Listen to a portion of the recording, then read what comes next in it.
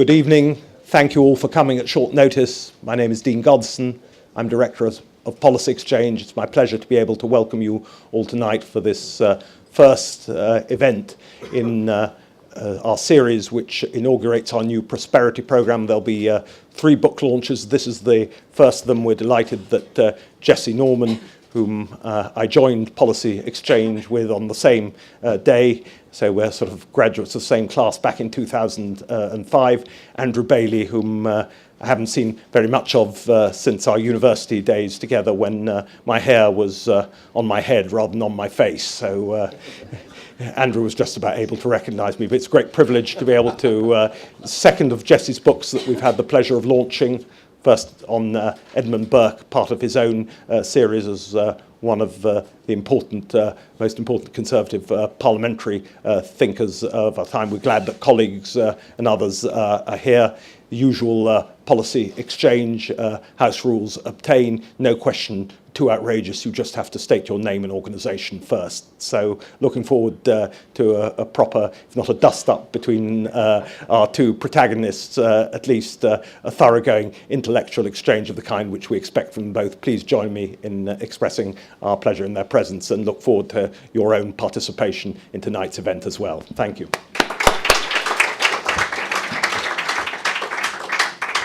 Well, thank you very much indeed, Dean, and thank you, ladies and gentlemen, for coming along today.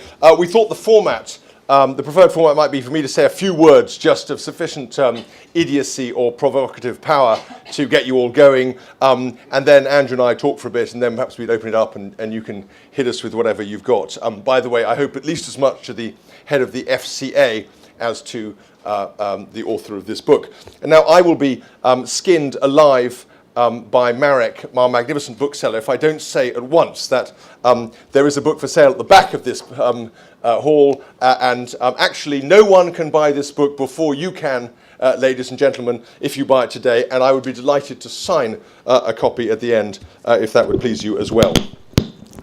So thank you very much indeed. Let me just set the scene a little bit, if I may, for you, and may I say that it's testimony to my chair, to Dean, and to the pulling power of Policy Exchange that somewhere between Adam Smith and the alcohol that is being made available freely tonight and the absence of World Cup game, one email has been enough to secure this astonishingly high quality and prestigious crowd. And I'm very, very excited that that is the case. We're here, at least I'm here, to celebrate this fella, Adam Smith, a man who is as widely traduced as he is celebrated, undoubtedly the most influential economist who ever lived, and I think, without much doubt, one of the most influential social scientists of any kind. And if you read the book, I'm not going to try to summarize such a cornucopia of intellectual riches, but you will discover that amongst other things, Smith isn't just the greatest political economist of all time and the father of economics, he is also the father of social psychology. And I think that gives a completely different way of thinking about Smith, because it forces us to deal with these 2 great works, not individually, The Wealth of Nations on one side and The Theory of Moral Sentiments on the other side, and of course the unpublished samizdat notes that make up the lectures on jurisprudence in the middle and the early essay on astronomy and the stuff on language. We can't just take those things individually, we have to pull them together into one coherent account of what Smith is saying. So let's just anchor him a little bit for those who aren't necessarily quite au fait with the history. Born in 1723 and dies in 1720. Born in Kirkcaldy, a port that had been flourishing but was starting to fall on hard times as the axis of power in Scottish trade moves from the east and the Baltic towards the west and the tobacco routes out towards the Americas. And then Smith grows up, goes to Glasgow University, and then goes to Balliol College, Oxford, which he cordially despises. Interestingly, he attributes the excellence of the Scottish educational system at the time, which was, of course, 5 universities, as opposed to the 2.5 in England, Oxford, Cambridge, and the Inns of Court. He attributes the excellence of the Scottish university system to the fact that in Scotland, unlike in England, the students actually pay for the lecturers. So I think it's appropriate to credit to Balliol College, Oxford, where this contrast becomes manifest to him, the role of the true home of student fees.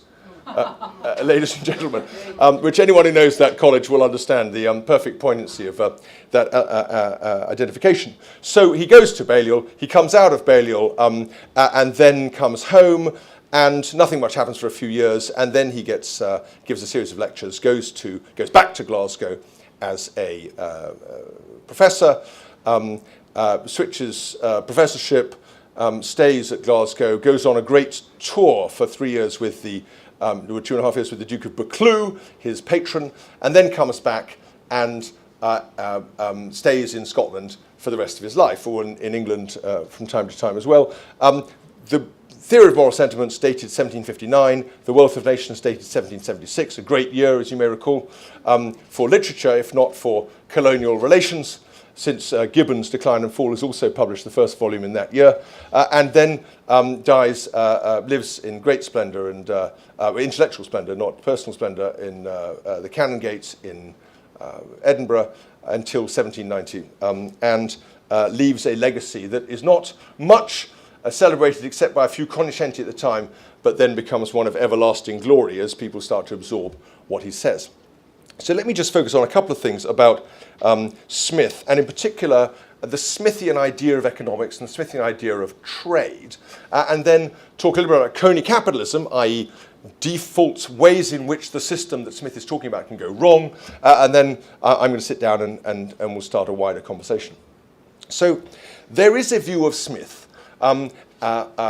which is there are two views of Smith which we can contrast, I think, actually. One is that Smith is the market fundamentalist par excellence, somehow an apologist for human inequality, a great advocate of selfishness, and the selfishness embedded in the market system as he's supposed to see it in The Wealth of Nations. And the other is that he's the great libertarian, a laissez-faire thinker who celebrates the abolition of interventions into markets and seeks a minimalist or ultimately vestigial state. Neither of these two views is remotely correct.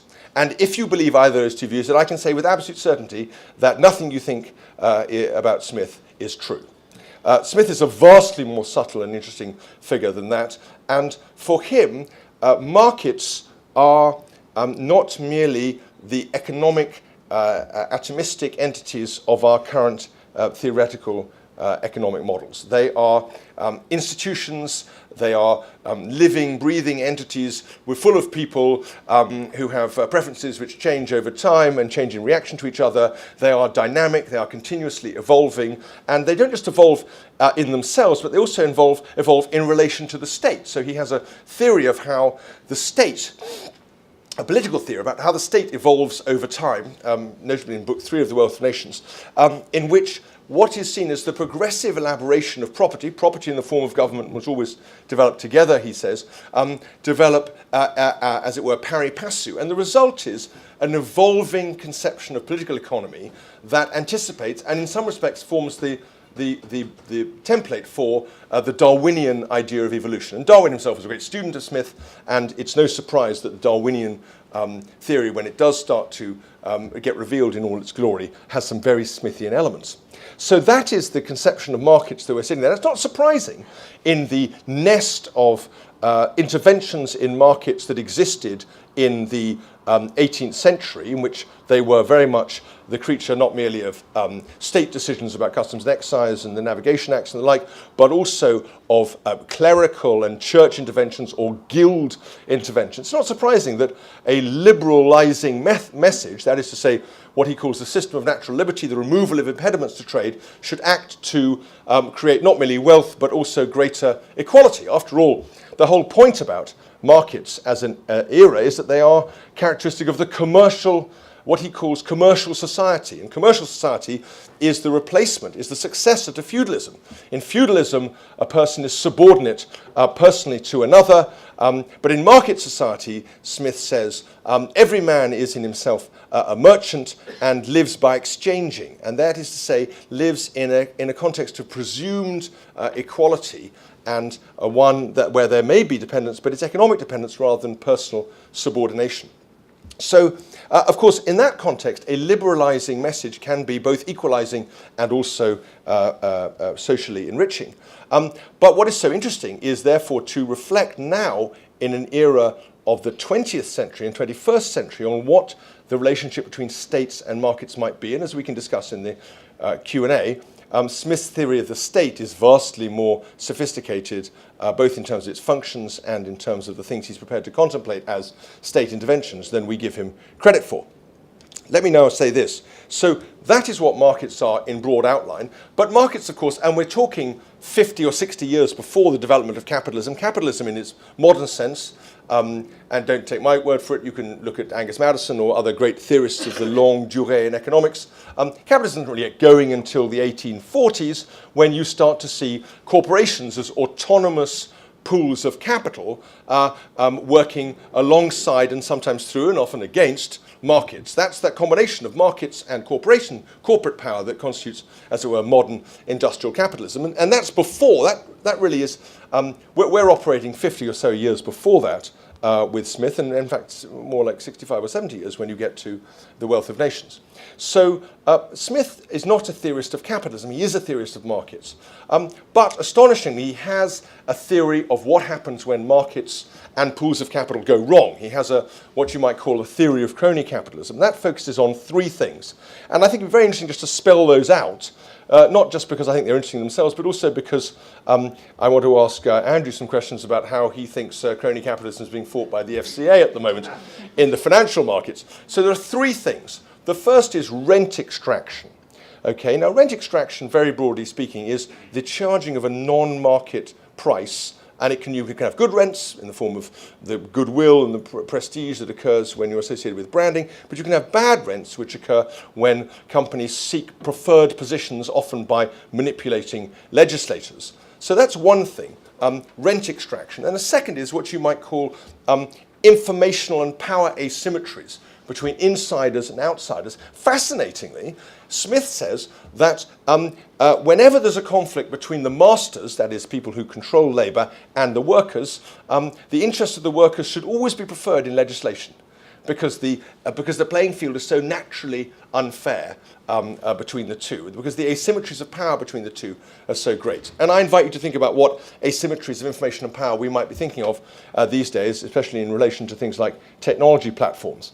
And then the final one is what's known in economics as the principal agent problem, which is, broadly speaking, we pay them and then they don't do what we want.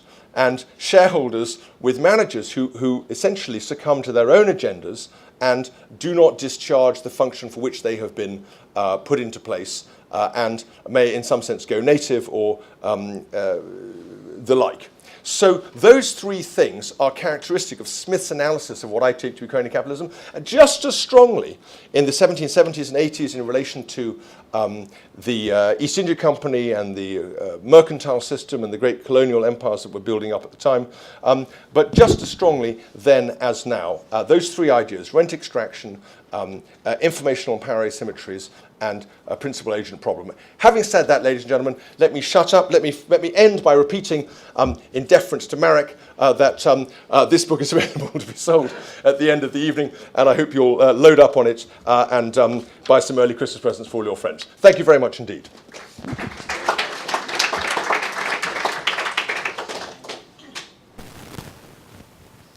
So, how are we going to do this? However you want.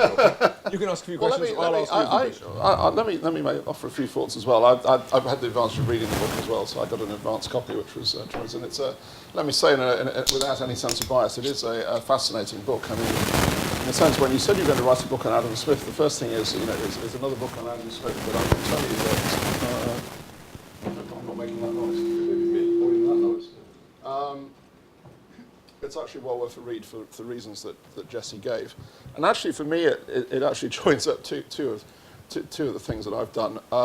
Firstly, what I've done for the last 30-odd years, which is public policy, and particularly in the world of central banking and regulation. Before that, actually, I did a PhD in economic history and taught economic history. So I have a period just after Smith, so it appeals to me in more than one sense. And I think you're right to highlight, Jesse, I think a few things that I'd pick out about Smith. I mean, firstly, some of the misconceptions of Smith that have been created. And I think you make an interesting point in the book, which I think is true, is that Smith comes from an era when economics was, I think you used nearly this phrase, descriptive rather than prescriptive.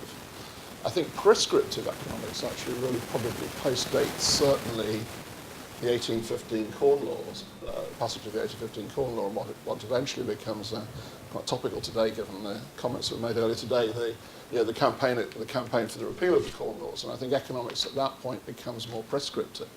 But in Smith's era, it was essentially descriptive, and far more. And The Wealth of Nations is essentially far more of a descriptive book. And I think that's interesting for a couple of reasons. First of all, I think it has probably lent itself to people interpreting Smith in different ways, because in a sense it's there to be interpreted. Secondly, I think it's led to a whole industry of trying to, in a sense, tie together Smith's, as you said, Smith's two large books, large contributions, The Theory of Moral Sentiments and The Wealth of Nations, and people puzzling over this. And one of the things that I found fascinating about the book was that you actually do this, I think, in a way that I'm not sure has been done before, because I'm not familiar with all the books written on Smith, which is to draw on the lectures on jurisprudence, which many people, I mean, it's often said he would have written a third book had he, at the time, which was on jurisprudence. He left the lectures, as Jesse said, there is some other material he left, but in fact he ordered most of his papers to be burnt at the point of his death. 18 thin. What does he say? 18 thin portfolio. 18 thin. A few things survived, including the lectures on jurisprudence, or was it a transcript of the lectures on jurisprudence? Students' notes. Two right. separate sets of student notes. And as you say, this really ties it together because, in a sense, if you interpret The Wealth of Nations wrongly, as Jesse says, as what it isn't, but as a sort of a panacea or sort of an advocacy of unadulterated free markets, and then you try to sort of link that to The Theory of Moral Sentiments, which is a book about morality. You sort of puzzle about how to tie these two together. It isn't difficult, as Jesse says, and this is what we'll come on to. Theory of jurisprudence helps because, as you say in the book, that's how he sort of brings the state in. And it's easier to bring the state in the sense of the state's role in the legal system, and particularly in the legal system of the 18th century, and what you, I think, rightly describe as pre-industrial commercial society. I would argue, and if I was to sort of challenge you a bit on it, I think he is more pre-industrial than you perhaps occasionally in the book give him credit for, in the sense that in setting out and describing the division of labour, the thing that we put on the back of the £20 note with Adam Smith on the pin factory, he sets out, as you say rightly in the book, how exchange takes place in the economy, how productivity therefore increases through the labour value of exchange, how trade happens and how consumption happens. And that's a description in the sense of a system which was changed in the 18th century. The increase in productivity in the 18th century is, in a sense, is the precursor that allows industrialisation to happen. But as you say, he's pre-capitalist, no doubt about that.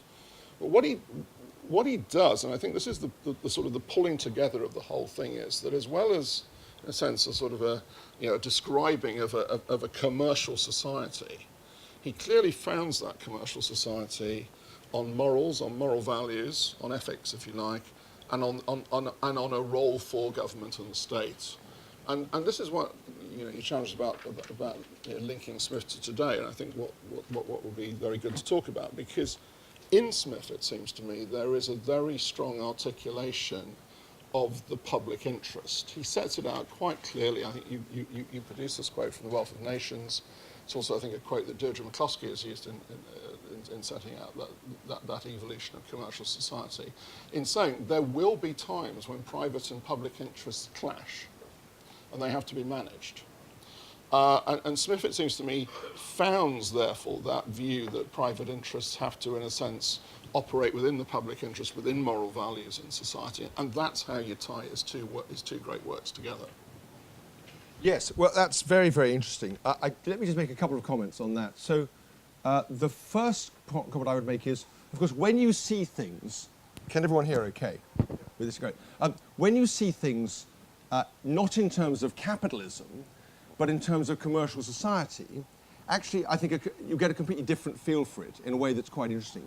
So it's hard to think of capitalism as anything other than an economic, as it were, system or set of circumstances. Whereas commercial society pushes you where he wants you to go, which is to thinking about property and property-based market relations as intrinsically the stuff of human society as mediated through the state.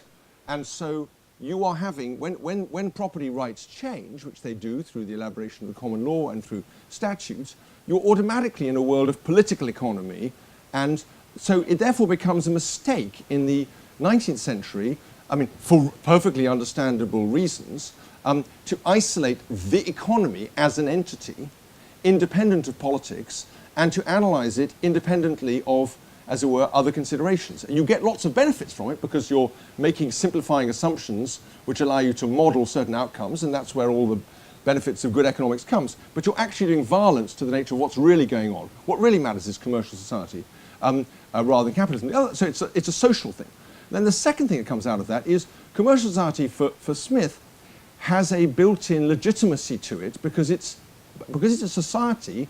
It's intended, and it's by design, to the extent it has any design, by evolved, as it were, purpose, it benefits everyone. That is the test of the legitimacy of commercial society. Capitalism doesn't have a test associated with its legitimacy. It just exists in some sense. So by anchoring it in society, by anchoring market and transactions in society, we automatically realize what's gone wrong when some people are left out of doing well economically or persistently fail to be helped by the commercial society of which they're part. I think that's quite a helpful 20th century development. And ultimately, it's going to be the state, alongside individual economic actors, which is responsible for maintaining the legitimacy of the whole thing.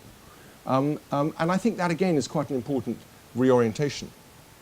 The second thing is, I think you're right to describe The Wealth of Nations as descriptive in the first 2 or 3 books. By the time you get to the end of The Wealth of Nations, a lot of its purpose as a policy tract has started to come out, and it isn't really surprising that Smith refers to it. There's a famous moment you may recall when David Hume dies and Smith writes a beautiful letter to Strahan, which is basically an elegy for Hume.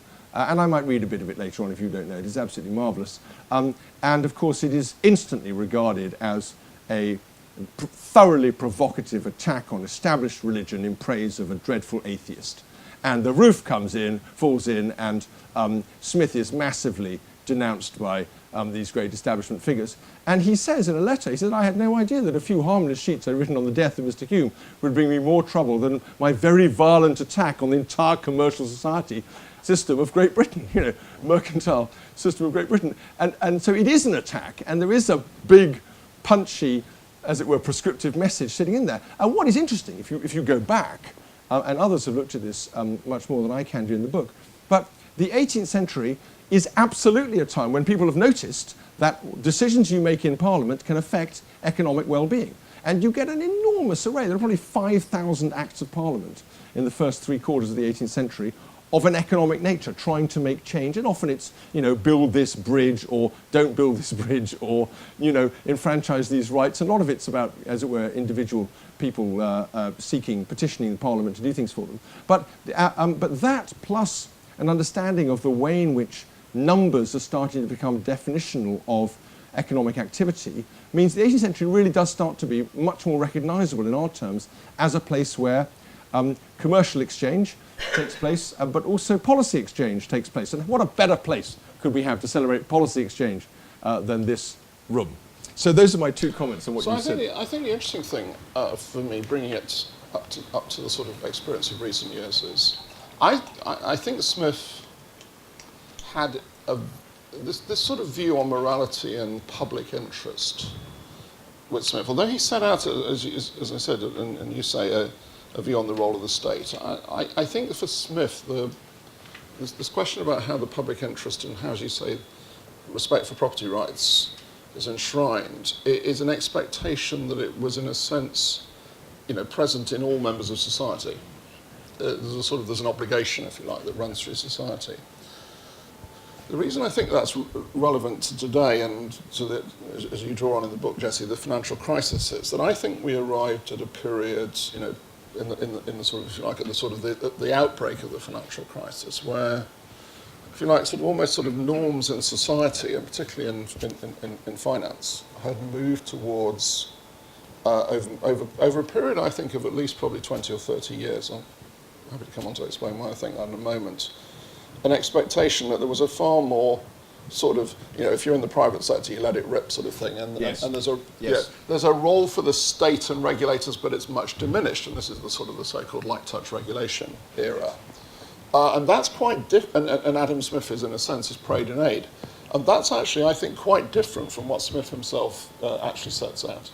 Yes, I think that's absolutely right. And of course, Smith has a theory of norms, if I can just be a little bit technical for a second, and in the theory of moral sentiments, a book of social psychology. And that theory is all about how do we come to agree certain things about moral or social behavior amongst ourselves. And the way he thinks we do it is that, very broadly speaking, we seek to be, not merely to be loved, but to be lovely. That is, to be worthy of love or esteem by others. And so we try to do things that we think will earn others' esteem. And it's a form of competitive behavior in a way in its own right.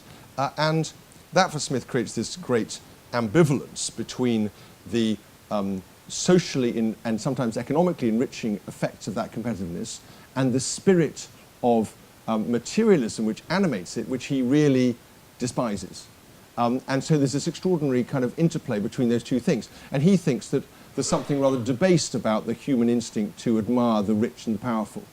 And to enjoy and to spend all one's money on what he calls trinkets of frivolous utility, a phrase he greatly enjoys and uses a couple of times. More often, it should be said, than the words invisible hand in The Wealth of Nations, which he uses just once.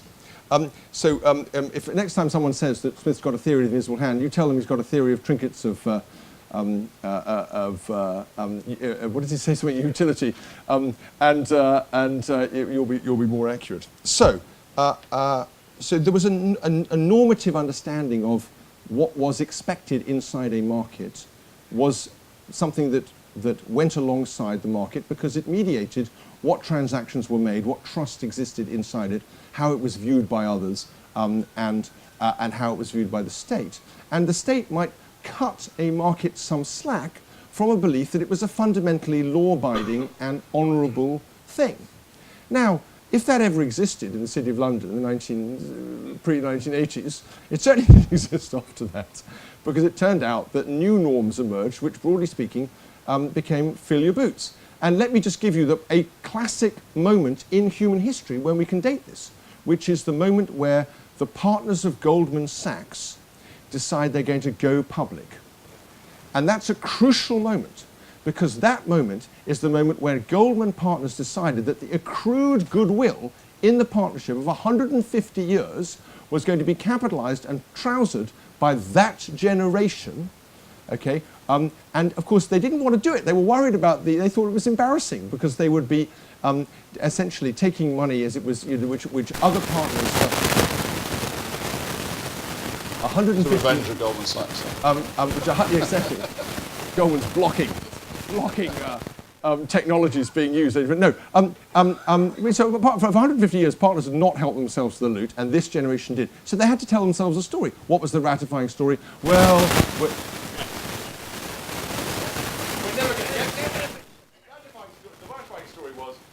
we live in a cutthroat world, ladies and gentlemen, and this bank cannot survive if it doesn't have access to more capital. And a private institution with goodness knows how many $1 billion of capital that we have, and goodness knows how much capacity we have to borrow in the markets, on top of that, is inadequate. We need to become a full-throated public institution. And of course, the effect of that was that those partners who happened to be sitting on the chair when the music ended made of the order of $100 million apiece. Now, that, to me, was a very important moment. And if you had talked to the previous generation of Goldman partners, one of whom I knew very well, John Whitehead, who'd been chief executive of Goldman in the 1980s, they would have been spinning, and they were spinning, not in their graves or in their seats. And I think that just makes the point you make very nicely. Well, just to develop that a bit, a year or so ago, I did a little bit of work for a speech I gave on the history of senior executive remuneration, actually in the US. Though the UK has, in a sense, because evolved around it. And it was quite interesting looking at it over time, because what you find is that for a period really from the Great Depression through to the end of the 1970s, there is almost what is often described as a sort of almost a cultural norm, which in a sense says it is somehow morally a bit invidious for senior executive remuneration to get too far out of line with average earnings in a company. And this holds. The Great Depression is obviously a searing experience, and it would almost be sort of frowned upon in the society if you broke that norm. And then in the 1980s it changes, and if you go back to economics for a moment, that's the period in which agency theory starts to emerge on the scene. And agency theory really, in that context, you were saying earlier about principal agents, the principal agent issue comes back in. In that context, it's about how in a sense, you incentivize management to earn returns for shareholders. And that, put simply, that change goes up to the financial crisis. But it's quite interesting because in there, actually slightly before the 1980s, so 1974, I think it is, Milton Friedman wrote an article actually in the New York Times. And it's a very polemical article in many ways, because it's a Cold War article, but it's all about what are the duties of a corporation, and they are to, in its states, quite frankly, the duties of a corporation to maximise the returns to the owners. However, and Friedman is obviously, this article is often quoted as the sort of, in a sense, the sort of standard statement of agency theory in that sense. However, if you go back and read it, he actually says something slightly more than that in a slightly Smithian way. He says, it's to maximise returns to shareholders subject to the ethical standards of the day. Yes. Now, the interesting thing is that the second part of that statement is almost completely forgotten. You will find it very hard to any of the sort of the quotes that bring Friedman back into the story miss the second part out. The second part is quite Smithian, I would say. The challenge, I think, is what do you make of it? And I think the challenge, and I find this as a regulator, I'm looking back over the last 20, 30 years, I think the big challenge is those ethical standards in society do change over time. What drives them to change, other than having crises, is an interesting question. And as you rightly say in the book, how we bring that element of Smith back in, because there's no doubt that you can draw on Smith for this, and therefore what the role of, say, not only through regulators, but also through, in a sense, self-regulation. Yes. In a sense. How you bring back in this sort of ethical standards element is a very big question. Yes, I totally agree, and we should open up the thing to friends and colleagues across the room to speak. But how you demarcate a space of as it were things that are not done, although they're not contrary to law. I mean, that's the space of social norms, in a way, and that's the space that's come under so much pressure. And of course, the idea that society was being overtaken by commercial drivers or instincts is absolutely not unusual. I mean, it goes back to ancient times, and it's very powerful in the 18th century. But, and in part of Smith's genius is to see that it's the other side of an argument, and actually one can make an argument for commercial society, even if one's worried about these corrupting effects. But keeping those two sides in balance is absolutely of the essence. That's absolutely right. Okay, so ladies and gentlemen, shall we open it up to you if you've got questions? Do we have a roving mic? Excellent, we have a roving mic. Splendid. Okay, we're going to go where you go, roving mic. Why don't we go here? Hi. The two sides of the new right are the economically liberal side with Adam Smith and his idea that business knows best, and then the socially conservative side. Last week, the Foreign Secretary offered some advice to business that seemed to typify the clash between those two elements within the new right. where he sort of seemed to assert the sort of essentially the neo-nationalist, socially conservative side over the economically liberal business knows best side.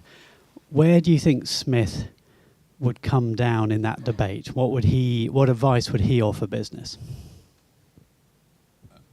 When I was teaching and someone asked me an impossible question in a philosophy lecture, I'd always say, "Thank you so much for your intervention," and then move on immediately to the next question.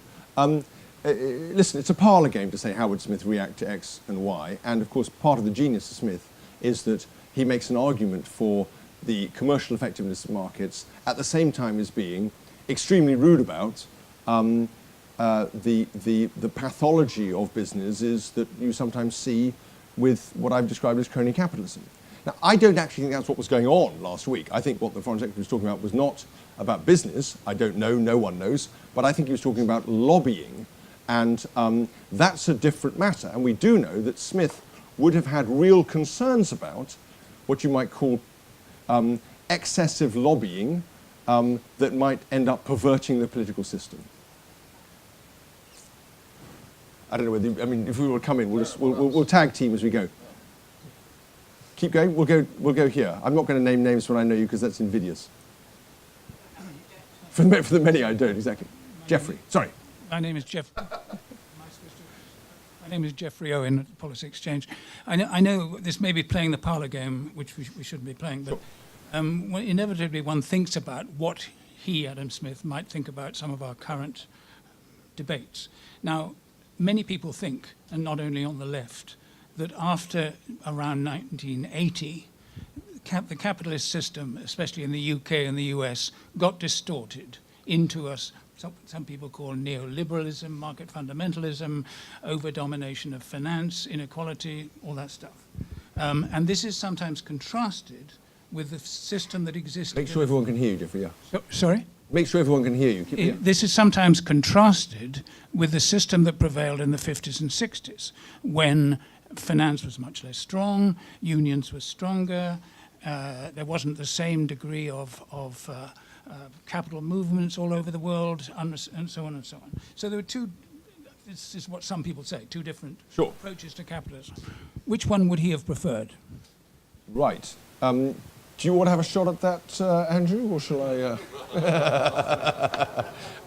Okay, I'll have one more shot on this, and then we'll. So my view on that is, first of all, the first thing Smith would do is actually look at the facts. Okay, and of course, one of the things one forgets about Wealth of Nations, if we're going to focus on Wealth of Nations, is that it's heaving with facts. Okay, Smith doesn't just give you one theory of markets, he gives you a whole bunch of different ideas of markets, and then he looks in detail at how the labour market works, how the herring market works, how the corn market works, and all these other things. It's very market-based, as you might expect and hope. Lots of evidence. And so if Smith were looking at the facts, I think he would distinguish between the shift in norms, which undoubtedly took place at some point between the 80s and the 90s, some point around there, in America and in Britain, and to a lesser extent in other countries as well, and the actual shift in economics. So the classic line that's often peddled, and you find it a lot on the left, is, well, of course, Mrs. Thatcher was responsible for the crisis of 2008 because, you know, it was that liberalisation that caused it. And of course, that is trite. We can be perfectly clear why the crisis of 2008 caused. It was because bank leverage, which had been 20 times for 40 years, between 1960 and 2000, went up to 50 times in 7 years. That's perfectly clear. So when you had, as the Banking Commission found, so when you touch the capital structure of a bank that's leveraged 50 times, it falls over. And I'm pleased to say we're now moving, thanks in large part to the fellow to my right, to a more prudential and, as it were, maxim-based view. And if you want to talk about that, Andrew, we're really interested to hear your views, because I may well be wrong, and I'd love to hear your views. But let me just say one other thing. The norm thing is different. And there you have to argue the question, was the shift in norms the proper rediscovery of the natural commercial instincts, what Smith calls the instinct to truck, barter, and exchange, or was it somehow, as it were, a rebarbative explosion of commercializing spirit? And my view is actually that Smith would have regarded it as, in large measure, a correction, which might have got out of hand from time to time, as it did with the collapse of the air bank in 1772. I mean, just right, I think one of the fascinating questions that is embedded in this, and if you use the sort of financial crisis as the example, is how was it that this change, this change in, you use back leverage as the sort of as the measure. How was it allowed to happen in a society that, it sort of recognised the risks involved? There were people who recognised the risks involved, but the prevailing sort of, in a sense, social norm was what I sometimes call the sort of the rising tide lifts all boats phenomenon. If banks are doing well, everybody will benefit. There was a good, you could hear that, and that was the light touch regulation. It wasn't invented by the FSA. There was a much broader, in a sense, acceptance that was the right thing to do. And I think how that came about is a salutary lesson for all of us. I can honestly say, in my roles I've had recently, I was said, the most important thing is to try to get established in this country and in other countries an institutional system of financial regulation that is robust to some of these changing norms, because history tells us, just as it did with monetary policy actually until until the 1990s, that we don't have a system that we can rely upon as being robust to some of these sort of shifting norms that will happen in society. Yes, and we might need to alienate some day-to-day accountability in order to build more security against periodic crashes. Yeah, and in a world, quite rightly, by the way, and I think this is consistent with Smith's view of the world, where appropriately agencies like my own are publicly and transparently accountable, because just to say, I joined the bank in 1985. That was in a sense, we were probably already into the shift by then, but there was still vestiges of the, behind the scenes, you got people in and told them, I wouldn't do that if I were you, and they sort of Very much so. went off. Whether they actually dutifully went off and did the right thing is another matter. There's a sort of parlour game that I sometimes play with people who I know have been around a long time, and say, do you ever think there was a golden age of honesty? And I can tell you, very few of them say yes. There's a fantastic, I won't name the person, but a fantastic story one of them once told me, that in between finishing at school and going up to Oxford or Cambridge, he worked at a merchant bank, and this was back in the pre-Big Bang days. And in those days, if you were the broker to a company as a merchant bank, you got the results of the company several days before they were published. And there was a thing called a pink slip which you could fill in to trade the stock, knowing the results. And he was morally outraged by this, he said, as a young man. And he went home and told his father, who was a judge, assuming that his father would be morally outraged, his father bought the stock. Well, there were no insider trading laws at the time. There was no insider Front trading. front running was an established norm. Absolutely right. So that's the one caveat to this, that we do always have to bear in mind. Was there ever a golden age? Okay, let's get some more questions. If we've got several questions, we can go more than one at a time. Come here, let's have a female voice. I love discussions about norms, but norms require a community that knows what's going on. Yeah. And the dilemma today is there isn't really such a community. So 30 years ago, I knew that a lot of private doctors were absolutely ripping off the health service. They're in Harley-Strasse all the time. Nobody knew or cared, and it was all in London, because in London, they lived in Wimbledon and they worked in Harley Street, and people at home didn't know what they were doing. But other parts of the country were self-regulating, because if you lived in Guildford or you lived in Chelmsford or you lived in wherever else, people at home and at school knew your professional reputation. So exercising the effectiveness of norms means you can't really be anonymous. And one of the dilemmas, I think, is that people are now anonymous. And so perhaps one of the, I think, most shocking experiences I have in my life the last 18 years is the abuse of where and how people pay their tax. So I'm supposed to be an elite headhunter, and I'm literally sort of mouth open when people tell me about they live in Monaco and they live here and they live there and they've been brought up. I just think it is completely extraordinary. I do not think Adam Smith would have ever countenance that people behave in that way, or that corporations would behave in such an amoral way about where they pay their tax. And these are sort of deeply alienating behaviours. The second point about norms and being self-regulating, which is what I really believe in, is that I've always said, what a joy Britain, out of the FTSE 100, between 40 and 35% of the FTSE 100 chairs and chief executive are not Brits. But that also brings with it a slightly amoral attitude towards responsibilities to Britain, which I've only recently been reflecting on in the case of Brexit. So when I was in the cabinet, you knew that the captains of industry were actually sort of big Brits who wanted Britain to do well and had a sense of responsibility. It all sounds terribly pompous, but it is really, I am rather pompous and old-fashioned. So I want to know what Adam Smith would think about all of that, which is really my way of making a comment. Well, thank you very much indeed, Virginia. So let me have a shot at that, and then if Andrew wants to come in, do. I think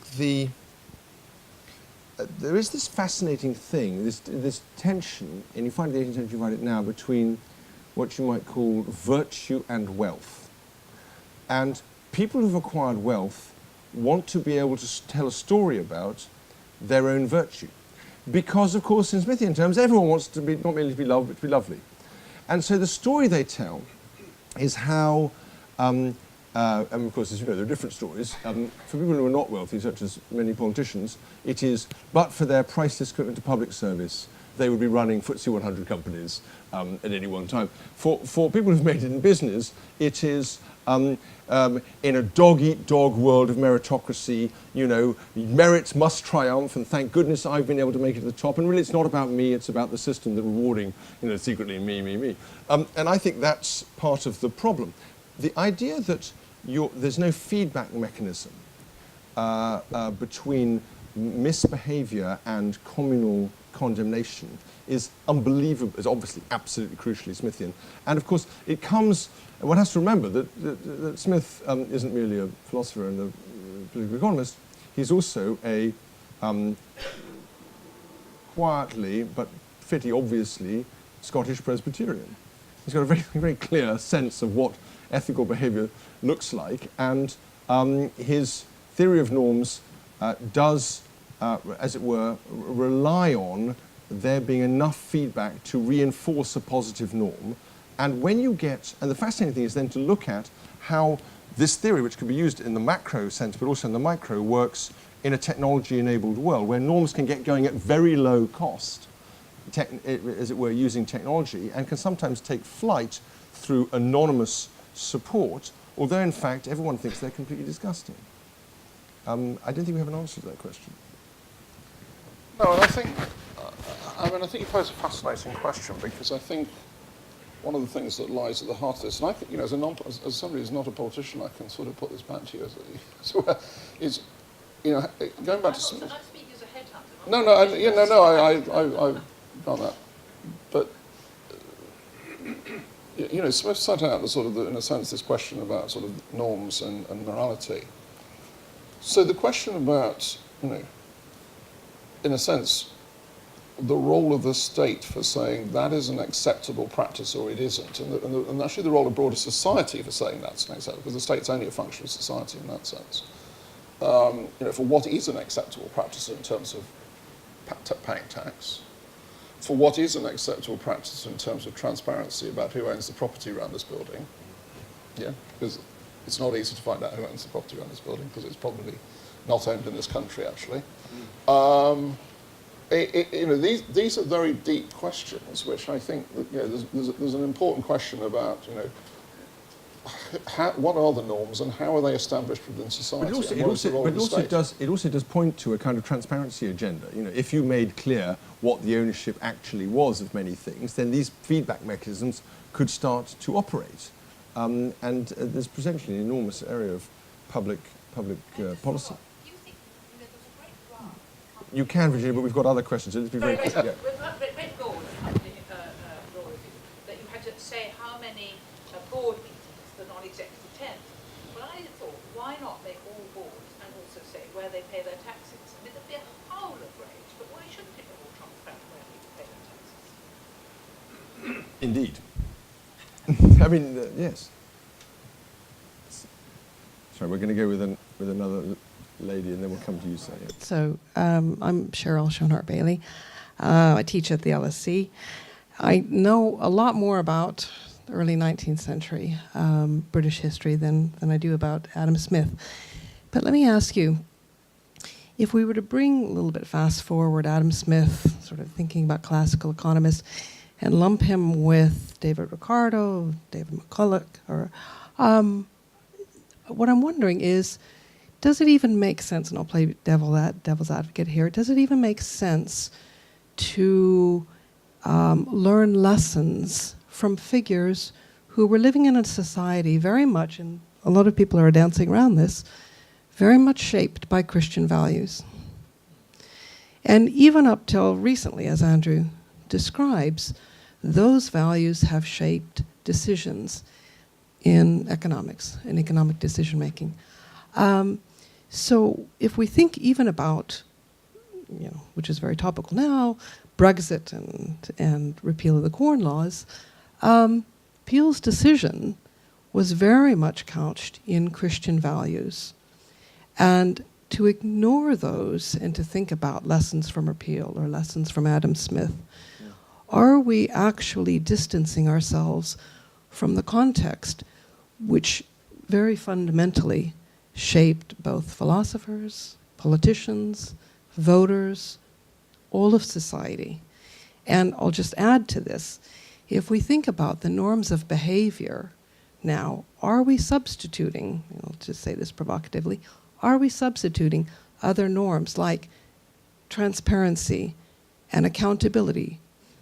So we're using these as a substitute for, say, an agreed upon societal norm of Christian values. We're saying, okay, we'll make the behavior transparent, we'll make them accountable, but then what is the code by which we judge that behavior, that economic behavior? Okay, so that's an incredibly interesting question. We've got a lot of other questions, so let me just be relatively quick, and we'll keep moving on if we can. So I don't read, although I think Smith is a Presbyterian and not, as it was sometimes thought, including by Boswell, who broke off relationships with him on this basis. He was not an atheist. He is a Presbyterian of a rather unusual kind. The way in which he sets up his system, the way in which he sets up the theory of moral sentiments and the wealth of nations, does not appeal to any religious premise. Okay, it does not make an assumption about people being God-fearing Christians in order to be able to get the system going. It's not, in that sense, religiously mediated piece of work. It stands on an, as it were, a religiously neutral or value, in that sense, neutral thing. Its whole point is to show how out of human interactions you get values. You get values because we want to be, as it were, lovely in each other's eyes. That creates norms over time. Those norms then become compelling. They create value for other people. That's why, that's what the origins of morality and the way he sees it. Now, and of course, in a way, that's precisely what makes Smith not a classical economist. Because the classical economists are very much moving towards the idea of interest as being the only behavioural, the only motivator, rather than all of these much wider spectrum of emotional interactions that Smith has. But I think there's a wider point which you raise rightly, which is, can society get going normatively without religion? To which the answer is, of course. I mean, it seems to me it can. I'm not sure Smith thinks ultimately it can, but there's certainly reasons to be optimistic. I mean, let me give you an example. Think about norms about the treatment of disabled people now versus 30 years ago. Okay? By definition, given the way in which morality is ceasing to be shaped by religion, it's hard to regard those as it were, the result of religion. They're a result of a series of evolved social decisions that we're not going to treat people in that situation in that way, and that we actually regard some of the behaviour of 30, 40, 50 years ago as morally disgusting. Now, I think that's a rather achievement. I like that. I don't know whether others feel the same way, but so I think we can certainly move forward, as well as worrying about some of the specific normative failures that we find elsewhere in society. I think if I just add to that, and I should, of course, declare an interest, I'm married to the questioner, so I should confess, but well, not confess, actually praise. I think Smith was trying to move on. Rejoice. Rejoice. Rejoice, the right verb. I think Smith was, in framing commercial society, I think Smith was trying to move on from a narrow, narrowly what you might call sort of medieval or feudal view of Christianity in economic society. It was very clear. I think, interestingly, I think if you look at Catholicism, I think it then had to sort of, about 100 years after Smith, it had to start to try to catch up with what had happened. But I, like you, I don't regard that as suggesting that Smith was in any sense atheist. But he was, I think, deliberately changing the framework of commercial society to, in a sense, allow the role of property rights, the role of the state to come in that sense. There's a very deep rhetorical shift. And that was very deliberate, I suspect. Okay, so you've been very forbearing, thank you. And then I think we must go to the back of the room where poor folks have been languishing. Sir. Thank you very much. My name is Paul Carroll, and I ask my question in the spirit of your book title, What Smith Thought and Why It Matters. In regard to the Navigation Acts, now, my recollection of Smith's view of the Navigation Acts is that by excluding the Dutch, by shrinking the market, that it was against his ideas of open markets, broader markets, and greater prosperity. But even more important than that was national security. And so he supported the Navigation Acts in spite of the fact that it was economically less than ideal. Now, onto the why it matters part.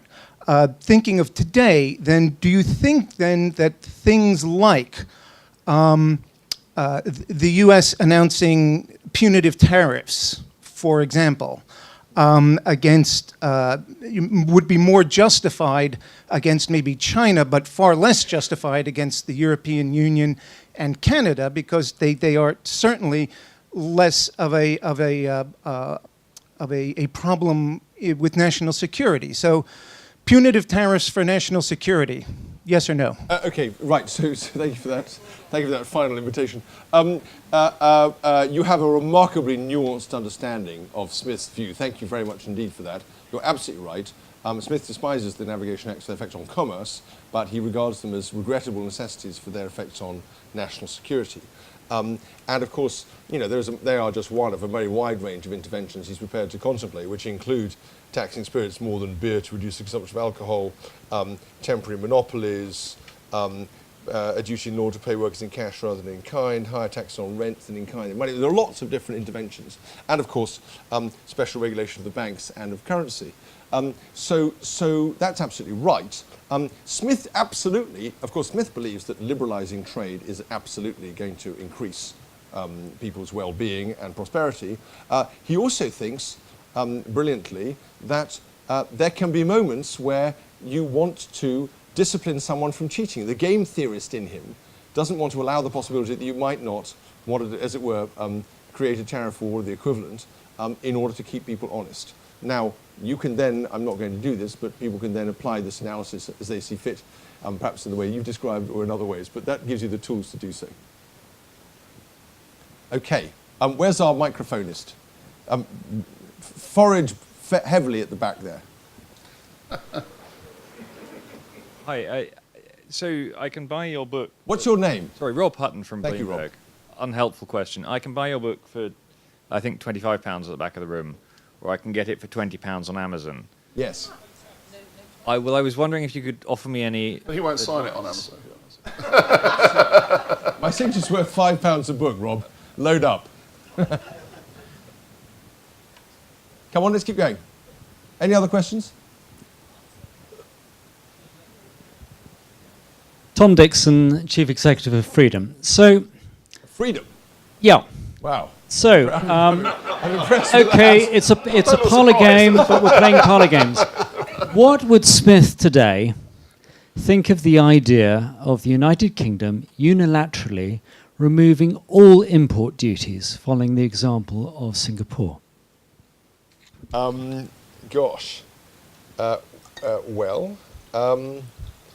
It's not a straightforward question, as I've described. I think he would see it in the context of the way a market had developed, as well as in the context of the economic benefits of the time. As I've said, he understands that markets and societies evolve in their economic basis. So his judgment is that it can make sense to impose tariffs under some contexts if what you're trying to do is to preserve or direct capital towards areas of your greatest productivity. So I don't think one should see Smith as a kind of natural laissez-fairist who automatically wants to lower import barriers, possibly in the hope of others will lower their import barriers. I think he's operating within a much more sophisticated conception of the way in which markets evolve and interact with each other. I think that's right. I mean, I think it's quite hard, I think, to impute an answer to that from Smith. I mean, the debate that ensued in Britain in the 19th century on unilateral free trade, which is really, I think, a Cobdenite debate, not a Smithian debate in the sense of tracing it back. I think Smith predates that, so I find it quite hard to really give you an answer on what would Adam Smith have. If you take your question in the context of what I might call sort of the unilateral free trade position of the UK, particularly as it evolved in the sort of late 19th century and the sort of Cobdenite and post-Cobdenite period, I think it's pretty hard. I find it very hard to sort of impute an Adam Smith answer to that question. We've got a couple of minutes, ladies and gentlemen. Are we finishing? Where's Dean? Are we finishing at 7:30? Is that my general? In that case, let's take a final quick round of questions from anyone who hasn't asked a question so far. So, a couple up the front here. Anyone at the back? Okay, three quick fire questions at the front. Malcolm Hurlston, do we know anything about Adam Smith as a consumer? If he'd had to catch the East Coast line down to London on one occasion, would he have cared whether it was nationalised or not? or would he have liked just an efficient service? Very good question. Thank you. Nelson Biddle. I lived in Japan in the 80s, and at the time, the head of a Japanese company could earn no more than 8 times the lowest paid worker. Now, this was ethical. It was smart. It was enlightened because they wanted to keep the unions out. But in addition to that, they understood the importance of having the entire organization pulling in one direction. How can we accomplish that today when so many are motivated by greed and if you will, separating themselves from so many others in society in their drive to collect as much cash as they possibly can? How can we do that among business leaders and also politicians? Belcher of a second question. Finally. You say, well, so how Darwinian was Smith, and how much did Darwin draw from Smith's ideas? Okay. Adam Smith as a consumer. Fascinating question. There's a marvellous moment when Smith is the Commissioner of Customs for all of Scotland towards the end of his life. And he writes in a letter, he says, I got up today, I realised that almost every item of personal clothing I had breached our rules on imports and was therefore probably smuggled. I burnt, he means his cravats, all his cravats and neckwear, I burnt them immediately. Because he realised he couldn't be a commissioner. And so he certainly does things, and of course, he makes this foundational move of saying, the purpose of production is to support consumption. That's an incredibly important kind of shift in the way in which economics thinks of itself and thinks of people that then become consumers. I don't think he has an idea of a consumer in the sense that we think of it, because he thinks of people as exchanging for use rather than merely consuming. But of course, it is consumer markets that work in the most Smithian way, so-called haircuts and hamburger markets. On the question about Japanese pay, of course, the fascinating question that raises is whether or not we might achieve greater economic benefit by a culture that was more norms mediated and less economic incentives mediated. That's the really interesting question that I take about that. And of course, the shift to long-term investment or incentive schemes, or LTIPs and the like, which was originally an attempt to align the interests of management with shareholders in the name of conquering the principal agent problem, has proved to be one of the biggest kind of free-for-alls in terms of the senior executives filling their boots around. Finally, how Darwinian was Smith? Well, of course, the story I tell about Smith is that he thinks of markets as evolving entities, not merely in their own right, but in relation to government. And of course, that makes it impossible to say in any accurate way that people have a set of preferences at a particular moment, because their preferences are socially mediated. They're constantly evolving in relation to each other and in relation to, as it were, people outside. The norms that characterize human behavior are themselves evolving, and because norms shape human behavior, they affect markets. So what you have is an interactive whole that is developing in this in a way that does bear some analogies to evolution. Now you get negative evolution, you get bad norms emerging, but over time, and sometimes you get markets that are all about rip-offs and that don't, as it were, have the economic and equalizing benefits that Smith accepts. But overall, the system does appear to have those characteristics. And what's fascinating is you can give game theoretic analyses of social equilibria in just the same kind of way that you can give game theoretic analysis of economic equilibria, which suggests that there's a deeper underlying unity. And of course, we do know that Darwin read Smith pretty religiously in the 1820s, and so it doesn't seem impossible that he could have taken some of those ideas from Smith. I just want on one point, which I think Jesse raises an absolutely critical point here about the distinction between norms and incentives. So as a regulator with objectives set by Parliament, I find it straightforward to operate on incentives which are compatible with my objectives. Norms are a very different thing. So if you play that out in the executive remuneration space, we are not regulators of pay levels. The Japanese point of incentive goes to that point exactly. What we have done, and this goes back to Jesse's point about Goldman Sachs, is to say we want to use regulation of remuneration for senior bankers to reset incentives. We do that in two ways, really, which goes in two developments. One is to create like a little skin in the game by requiring a firm remuneration of remuneration bonuses. The second one is, and it can be taken back if you're found to have, the misdeeds come to light subsequently. We call that malice. Every time I've been in front of the Treasury Select Committee and get a transcript back, it's called malice in the transcript, and I try to point out that many people may think we've got a policy of malice, but we actually haven't. But it's very important. Jesse's point is very important. This distinction between incentives and norms is very important. Let me just say one thing by nature of the description between incentives and norms, ladies and gentlemen, which is that when I used to sit on the Treasury Committee, Andrew Bailey would come into it, and on every occasion he had a strong incentive to do what every other person does who appears in front of the Treasury Committee, which is to shut up and stonewall. But I'm very pleased to say that Andrew's personal norms are about engaged, intelligent discussion and actually thinking about the problem and trying to help public policymakers think about the problems, and that's why it was always a pleasure to have him and occasionally to tempt him into indiscretion in the Treasury Committee. And I think you'll agree that we've seen some of those qualities on show tonight. Ladies and gentlemen, it's been a delight. Thank you so much. I can't finish without saying, please buy some books at the end, but thank you all for coming. It's been a delight.